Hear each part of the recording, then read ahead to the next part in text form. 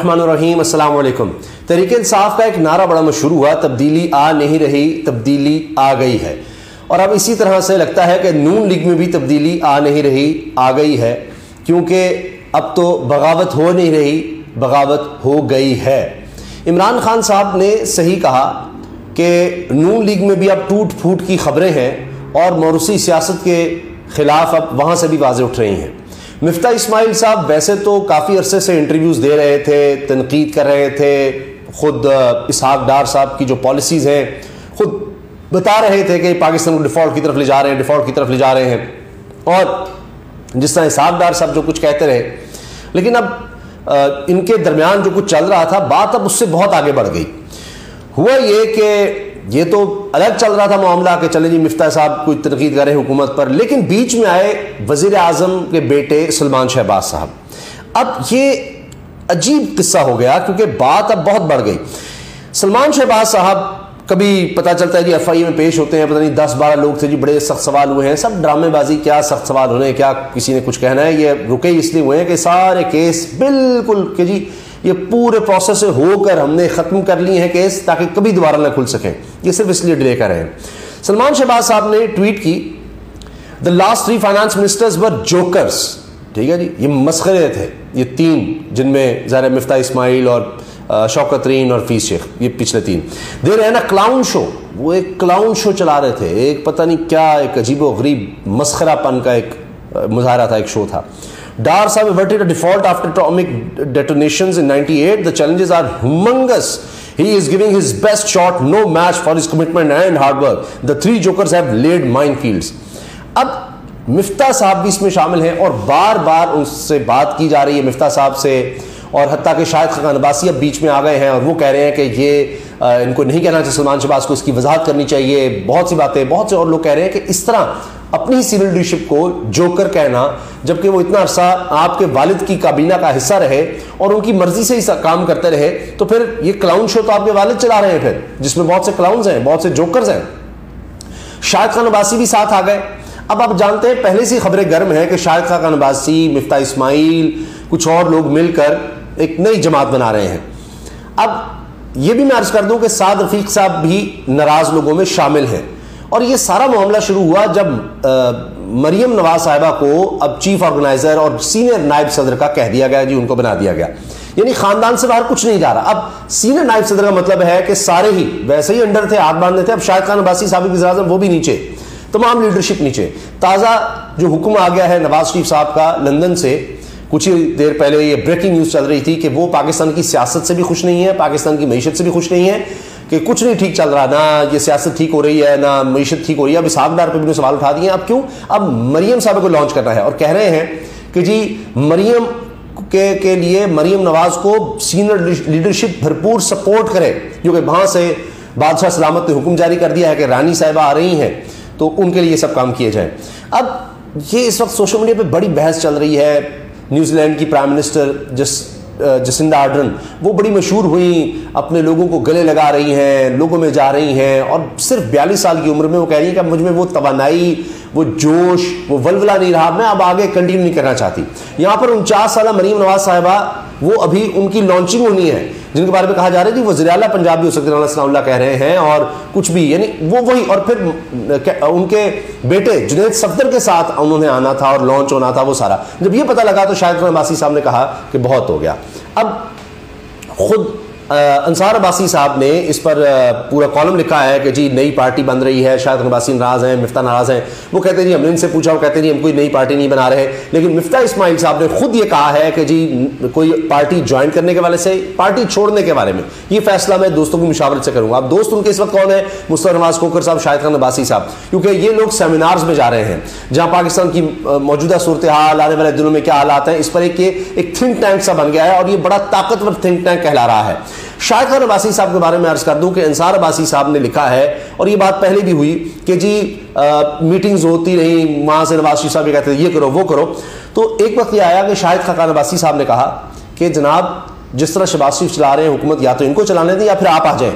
जब ये बात नवाज शरीफ को डायरेक्ट कही शाहिद खान अब्बासी ने, तो नवाज शरीफ साहब के आगे तो कोई यानी उनकी मर्जी के खिलाफ कोई बात नहीं। सबसे आसान तरीका है बड़ी से बड़ी मिनिस्ट्री लेने का कि उनकी खुशामद करें। आप जितनी ज्यादा खुशामद करेंगे आप नवाज शरीफ साहब की, उतना ही आपको अच्छा ओहदा मिल जाएगा। ये उनके जो करीब लोग रहे हैं उनसे किसी से आप पूछ लें, ये मशहूर बात है। अब ये शाहिद खान अब्बासी की जुर्रत कैसे हुई? नवाज शरीफ साहब उठकर चले गए उस मीटिंग से, उसके बाद से वो बात बन नहीं सकी। फिर ये भी कहा जाता है जी कि जो मीटिंग्स हो रही थी शाहिद खान अब्बासी साहब बड़े घर जाकर उसके बारे में बता देते थे। ये भी वज़ीर आज़म के उम्मीदवार थे, लेकिन आखिर में जब ये फैसला हुआ कि नहीं शहबाज शरीफ वज़ीर आज़म होंगे और बाजवा साहब भी चाहते थे कि जी शाहिद खान अब्बासी वज़ीर आज़म हो, उनका प्लान ये था अगर आता है तो ये आए।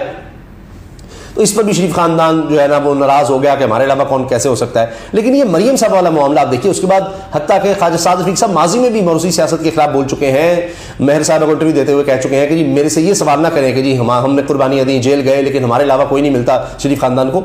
अब उन्होंने तो कह दिया ये चीचक ज़्यादा जमहूरियत है जहाँ मौरूसियत है और ये सब।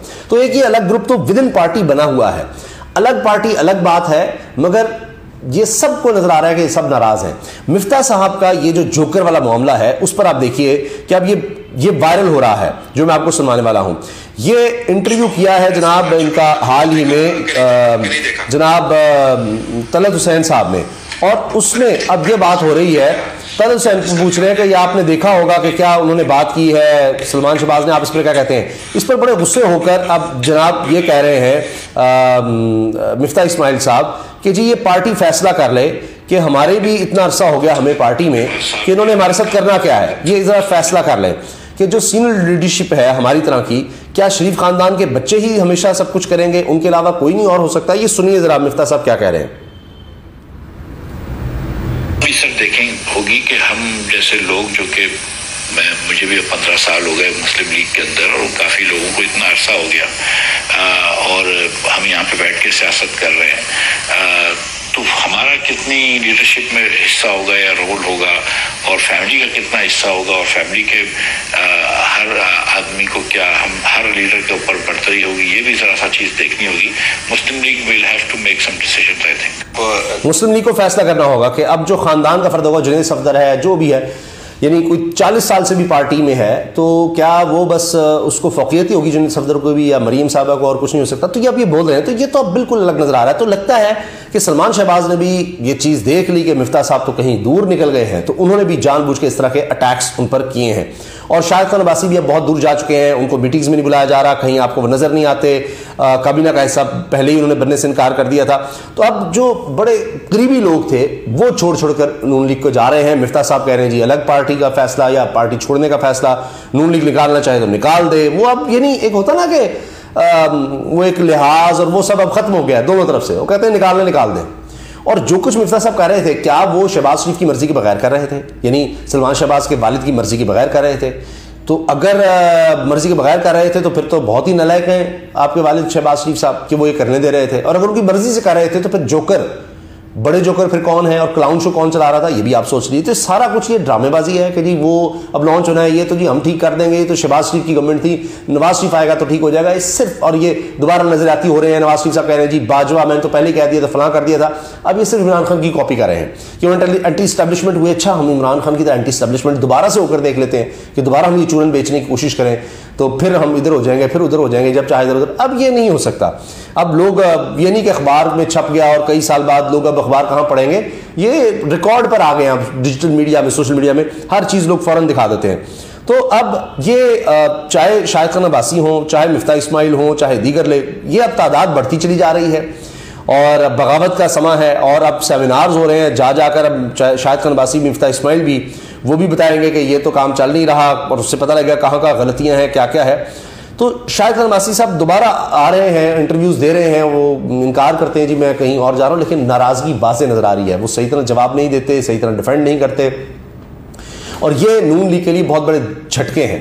मिफ्ता इस्माइल का इस तरह से बिल्कुल अलग होकर एक स्टांस लेना, उस पर खड़े हो जाना, और वो जो अब सिलसिला था ना सिर्फ कॉलम तक, ट्वीट्स तक, एक दूसरे के खिलाफ था, इसहाक डार इनके खिलाफ लॉबिंग करते रहे, मिफ्ता इस्माइल कहते हैं मेरे खिलाफ लॉबिंग की, मुझे निकलवाया, जिस तरह निकाला। अब ये लोग भी तंग आ गए हैं। जब ये लोग इज्जत डिमांड कर रहे हैं, ये लोग छोड़ छोड़ के जा रहे हैं, तो आप सोचिए कारकुनों का क्या हाल होगा। ये बड़े धड़े हैं, साद रफीक हो, शाहिद अब्बासी हो, मिफ्ताह इस्माइल हो, ये ऐसे नहीं है कि इनके पीछे कोई है ही नहीं। यानी मिफ्ताह इस्माइल के हवाले से तो खुद ख्वाजा आसिफ वज़ीर दिफा कहते रहे कि ही इज अ सुपरमैन, तस्वीर शेयर की ट्विटर पर, और जनाब सारी दुनिया का पता नहीं जहाज और ये उठाया हुआ है, वो सारे बड़ी ट्वीट्स पर तनकीद भी हुई थी। तो ये गड़बड़ बड़ी चल रही है और ये आगे बढ़नी है, ये मसाइल का बड़ा सामना रहना है।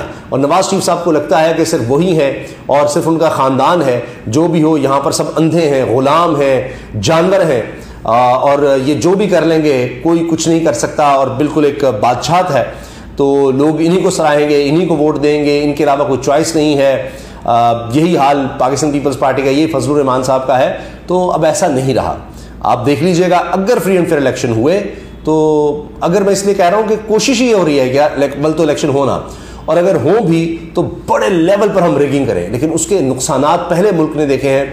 और अब जो हालात हैं, इसमें जो मईशत के हालात हो चुके हैं और जो होने जा रहे हैं, मुझे नहीं लगता कि मुल्क इस रिगिंग का, इस 2 नंबरी का, इस तबाही का बोझ उठा सकेगा। अल्लाह हाफिज़।